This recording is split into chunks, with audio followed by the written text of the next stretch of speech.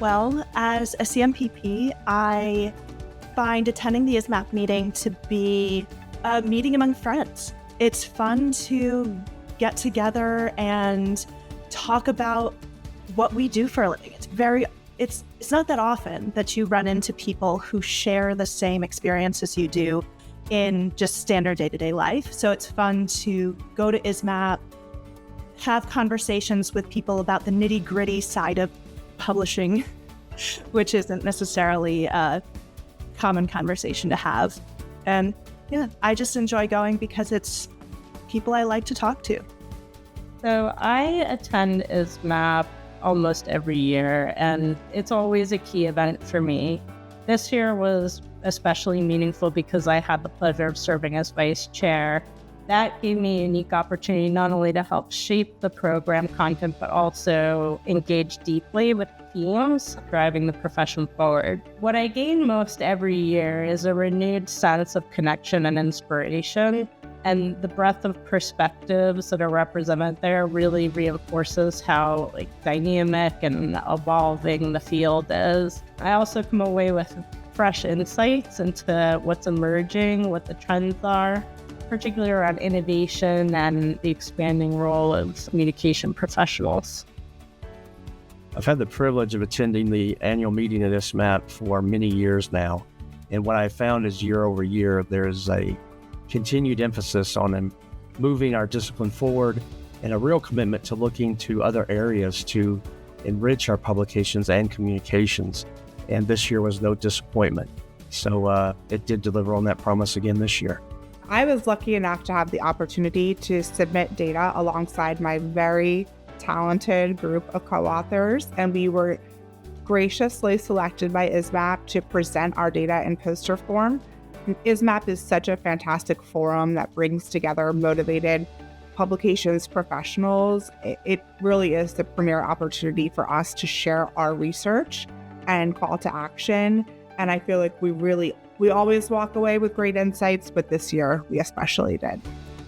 So this is my fourth ISMAP in a row, and I'm really excited to go to ISMAP because I can share the space with different people from different companies who are, some of them are actually decision makers. They've put together these publication working guidelines, good publication practice guidelines, and it's really fun to be in a room discussing medical and scientific communications with these decision makers and people who understand what it is to work on medcoms or pubs on a day-to-day basis.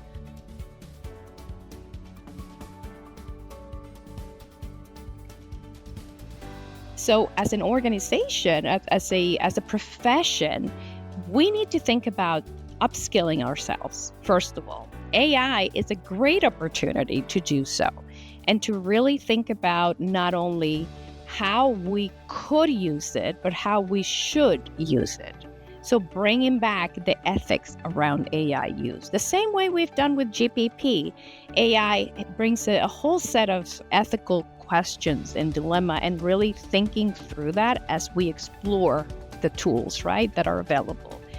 I think AI is a promise and it's an opportunity, but at the same time, it has to be used responsibly. So that's where we come in as the guardians of the integrity of the publication, of the data. How do we really upskill ourselves, learn from AI, but also use it in a way and help guide the use of AIs in organizations? The way we work with AI will change, but at the moment, whilst AI still introduces bias, inaccuracy, I think the need for human oversight is still absolutely critical, and that I think will not change for the foreseeable future until either AI technology increases significantly or we find the need for collaboration around AI to be increasing significantly too. In either scenario, I think we still need human oversight. So things are changing, but also the need for human capability is here to stay.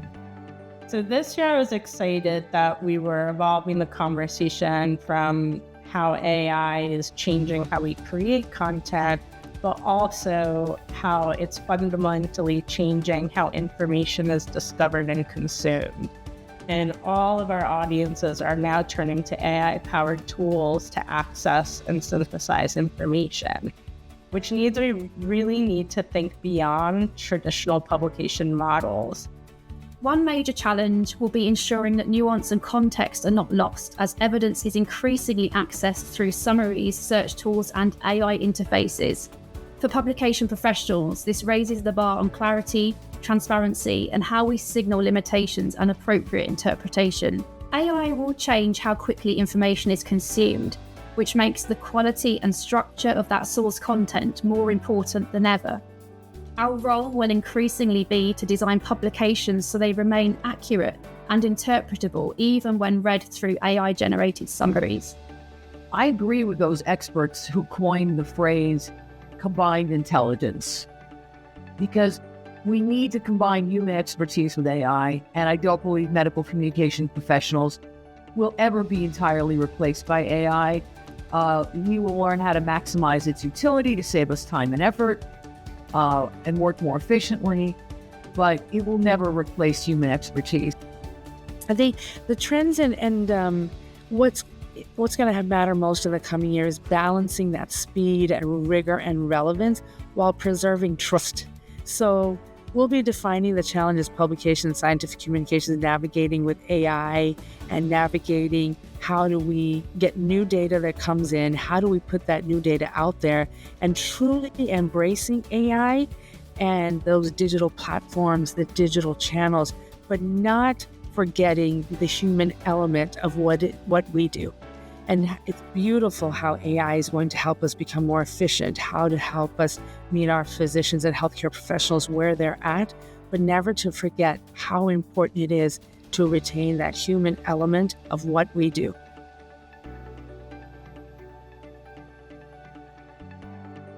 We find that HCPs are reading papers for a few seconds when they're scanning through and not spending a lot of time every week reading medical papers. So it's quite hard to rely on a manuscript to be the main delivery of a scientific narrative. I think also we need to consider that primary papers can't do all the heavy lifting of delivering narrative at the same time, and that we need to consider the type of narrative that audiences want to hear. And this is where we get into personalized engagement. So I think when we think about personalized engagement, we have to consider the role and the place of a manuscript in creating enduring engagement with our audiences. And so I think the takeaway is that, one, consider how to make your primary papers more narrative driven, but secondly, consider how to use them within a personalized omnichannel approach so that your narrative runs through the manuscripts but runs through the other parts of the communication chain as well.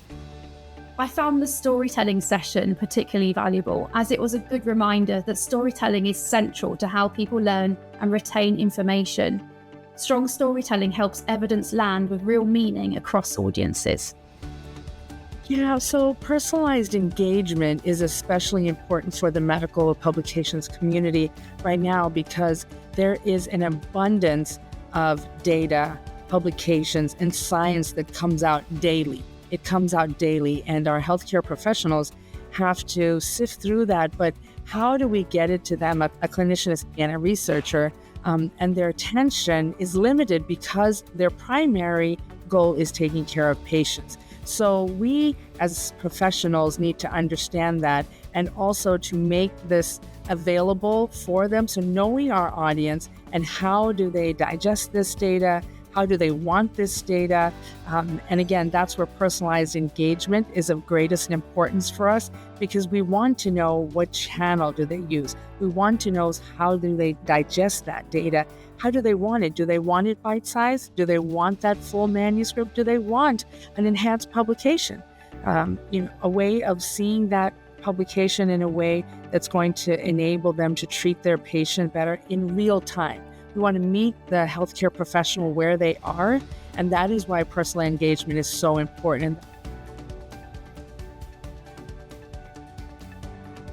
I think really getting back to the basics and ensuring that as an industry that we as leaders are promoting the profession with integrity and purpose. There's so much that's moving at such a breakneck pace that I think bringing us back to our roots is really warranted. And it's important with so many new folks joining the industry every year.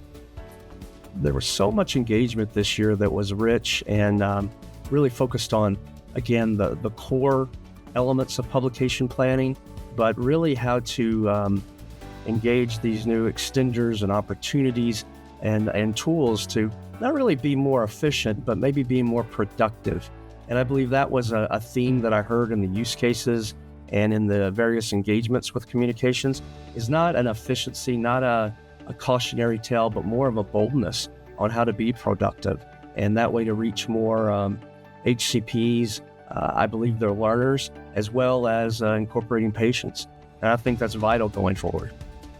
I think we're going to continue to see rapid evolution in several areas. The expansion of communication channels is continuing to be a trend, along with the increasing volume of medical information and the ways the HCPs are consuming that information.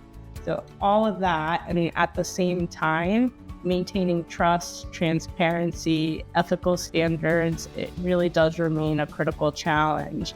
And as our environment becomes more complex, the role of medical professionals becomes even more important to ensure a high level of quality and integrity.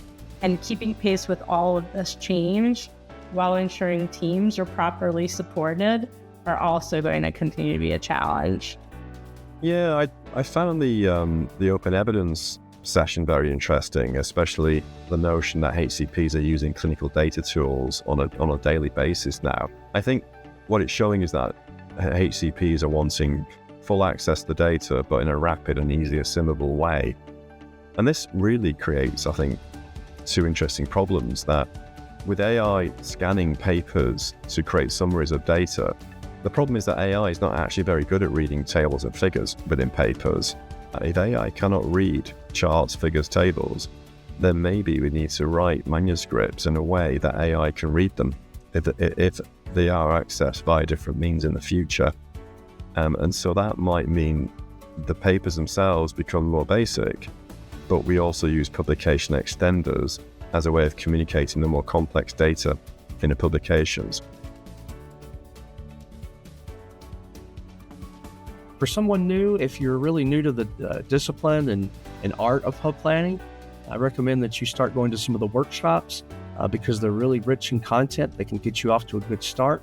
And there's significant opportunities to enrich your learning so that eventually you become a CMAP that you're certified. And I highly encourage that. It's a great opportunity, a great place to network and really sharpen your skills.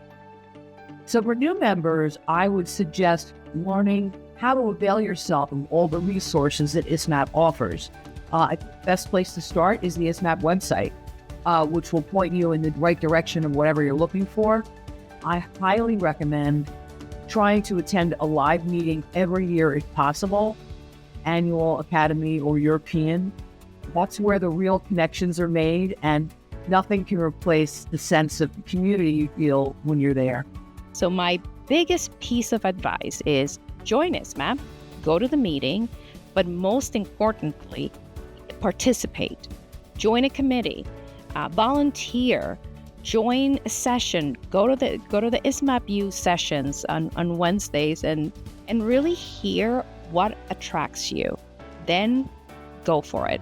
Absolutely reach out to the committee members. I am the co-chair of the Standards Committee, and we welcome folks to bring different perspectives and join, even if they have no previous experience, because they bring their own experiences from their organization, and we want that diversity of thought to make the product, whatever we're working on, better. Come with questions and be open to learning across disciplines, as the strength of ISMAP is the diversity of perspectives that it brings together. The community is very generous with experience and insight, and it's a great place to deepen both your technical and ethical understanding of publications. I think go in with an open mind and don't ever be afraid to ask questions. Everyone there is excited to talk about what they do. And if you are ready to get into the conversation and be a part of it, there's always somebody there willing to be on the other side of that. I love the learning environment that is fostered at ISMAP. Every session that you go to, it is value add. It is an opportunity to learn and bring back to your organization a true resource, a true channel, a true avenue that can make us better. So that, again, what is it that we're trying to do? We are trying to reach our healthcare professionals, our target audiences, with science, with data, with education. And each session that I went to, even the social media session, was truly valuable and something I'm going to take back. So again, it fosters an environment of learning, contribution, and engaging so that we can shape the future of publications and scientific communications. Pursue what keeps you up at night. Submit your research and come to talk about it. Immerse yourself in a community of like-minded people. One of the best takeaways from this year's meeting was the incredible sense of community that ISMAP has fostered. I am personally really grateful to be surrounded by other professionals who value lifting each other up and promoting the integrity of our profession. And I really, if someone's interested in joining ISMAP and coming to the annual meeting, I encourage them to do so. It's a very welcoming environment and you will not be disappointed.